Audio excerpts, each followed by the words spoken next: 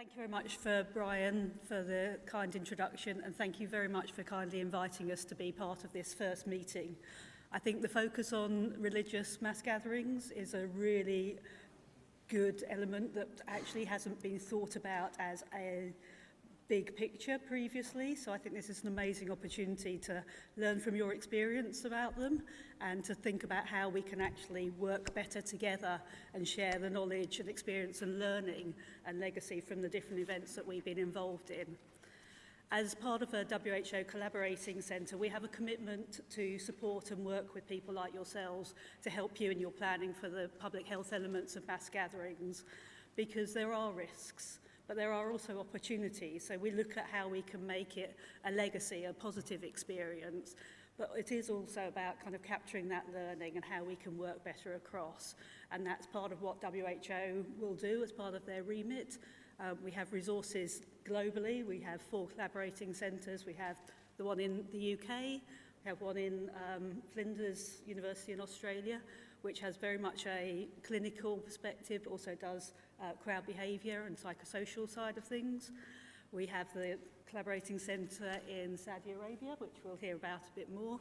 And we also have colleagues in South Africa who've done a lot of work in events across Africa, including during the Ebola crisis. Very proud to say that a lot of the work that WHO has been doing has meant that there's been no mass gathering events that have been stopped because of a large public health event, and that's credit to the amount of work that goes in the planning beforehand and the robustness of the processes and systems that have been put in place. It's quite difficult to do this without pictures, but never mind. So we have different types of mass gatherings within WHO. So we look at ones like the Olympics that Brian and I were involved in, which are a different type of event because we have 7 years to plan, very high profile, a lot of political interest, financial investment behind it, which are a different way of planning from a lot of the religious events which are kind of recurrent every year, such as the Hajj, and lots of kind of like learning between each event and how that gets transferred and built up. So there's a slightly different approach taken, but a lot of the principles are going to be the same. There's a difference about why we focus on the mass gathering, about the increased risks. Why do we put all this work, time and effort into them? Why do we raise the importance of them and talk to people about them? A lot of it's around the scale and the number of people involved in things. And it's around the impact it can have on the health system.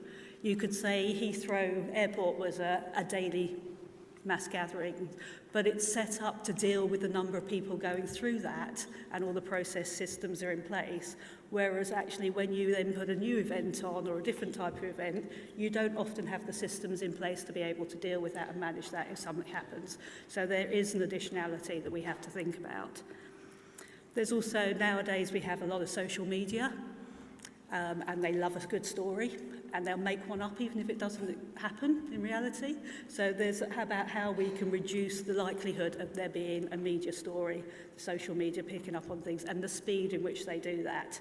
So we've had examples, we had it in London, it happened a lot in Rio, and also in the Winter Games in South Korea, about things will appear on social media because they're instant before actually as a public health expert you know about them, and you'll be asked about what's happening before actually you've got any of the intelligence that you would normally have to provide input into the media and also the political partners involved in things. So it puts a lot of extra pressure on us about how we deal with things and the speed in which we've got to deal with things.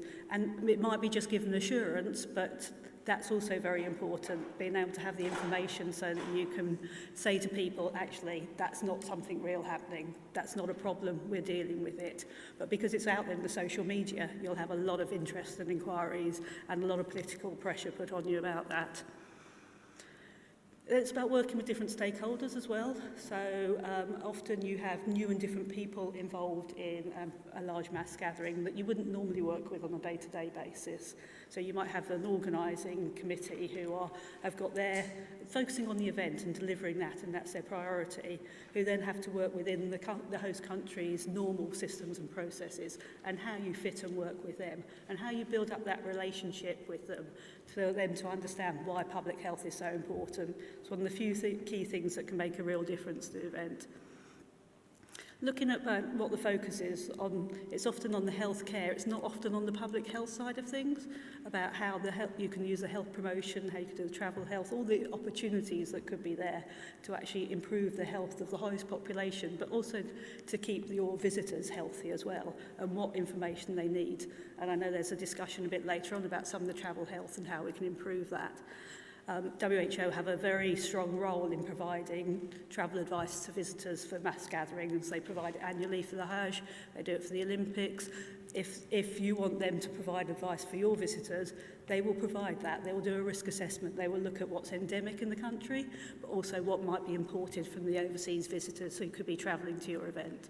So there's a role there, and that goes out to all their international health regulations focal points, so that information is shared globally if needed, but also put up on websites.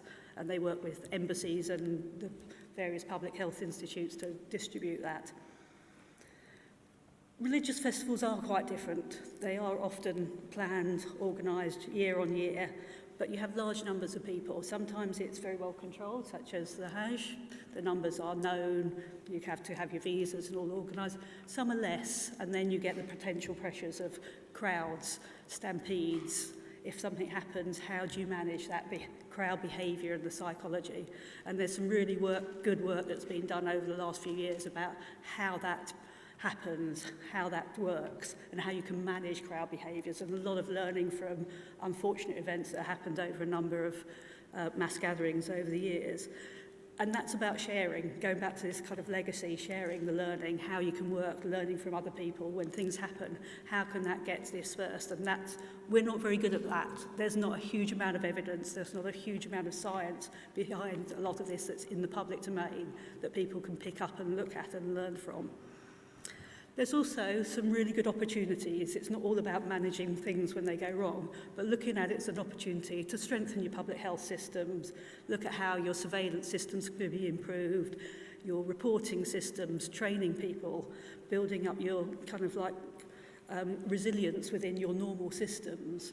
One of my enjoyments of the Olympics was we had the opportunity to actually do some of the things we've been wanting to do for a while within the public health systems, because it was a very powerful argument of needing this for the Olympics. And we've retained that within the UK. That's part of our legacy, and that's a really powerful thing to be able to do. Oh. Yay, I've said it all now. I think we're on slide 6. We can share this with you, but most of it I've been kind of touching on as we go through rather than repeating it. Keep going. That's the one. Thank you. So looking at the legacy about improving your public health systems, environmental public health, you want to improve your food standards, your air quality, your water quality, kind of like it's around keeping people healthy, but it's also retaining that in the systems afterwards. Looking at your health system strengthening, is there an opportunity to improve your ambulance services, your medical training? Again, look at the things that can be part of what's kind of there and sustainable within your country.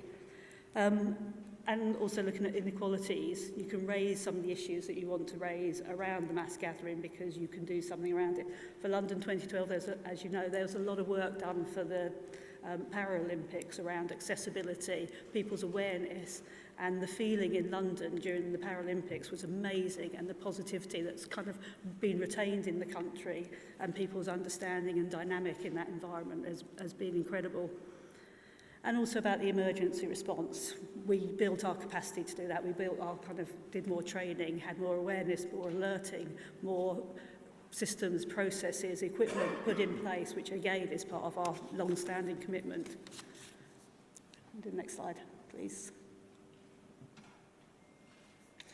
So, and also the health promotion, you have an opportunity to give information to both your host population but your visitors about staying healthy, around kind of physical activity, if it's a sports event, how you can use that to get people engagement. But you know, you've got people who will be well known that you can use to advocate for some of these.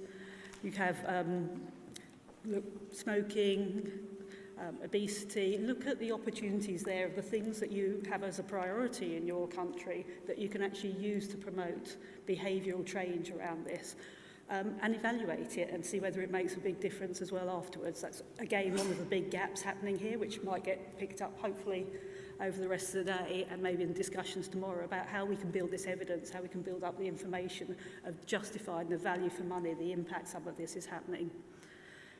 We've been doing some work on mental health and improving that, also the travel health, about people coming into your event and also travelling home, because what you don't want is the kind of like potential transmission of infectious diseases afterwards and that spread globally. It's a big concern in London because we wouldn't normally put 204 countries in the East End of London where you've got a measles outbreak happening. So we did a lot of work making sure people were vaccinated beforehand, they had the right information, they knew how to access the health services if they were ill as well. Can we have the last slide, please?